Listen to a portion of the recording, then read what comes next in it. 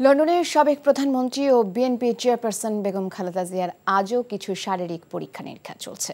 গতকাল থেকে লন্ডন ক্লিনিকে তার চিকিৎসা শুরু হয়। বুধবার লন্ডন পৌঁছানোর পর খালেদা জিয়াকে সরাসরি হাসপাতালে ভর্তি করা হয়। গতকালই তার কিছু পরীক্ষা নিরীক্ষা করা হয়।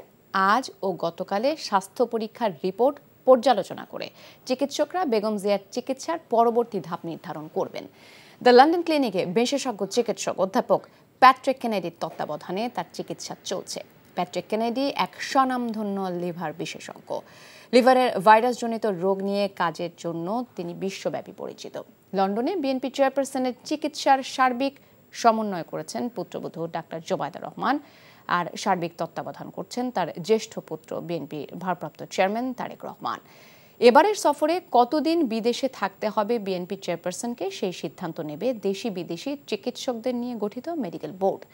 খালেদা জিয়া দীর্ঘদিন ধরে লিভার সিরোসিস, কিডনি, হৃদরোগ, আর্থ্রাইটিস ও ডায়াবেটিক সহ নানা জটিলতায় ভুগছেন। 2023 সালে অক্টোবরে লিভারে একটি অস্ত্রোপচার হয় তার। যুক্তরাষ্ট্রের জন হপকিন্স বিশ্ববিদ্যালয়ের 3 জন বিশেষজ্ঞ ঢাকায় এসে এই অস্ত্রোপচার করে যান।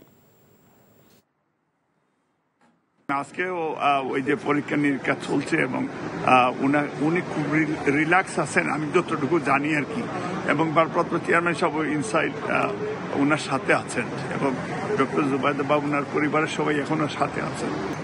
উনি যাতে সুস্থভাবে বাংলাদেশে ফিরে যেতে পারেন এই দোয়াটা আমরা আপনাদের কাছে চাইছি, আপনারা এই দোয়াটা করবেন।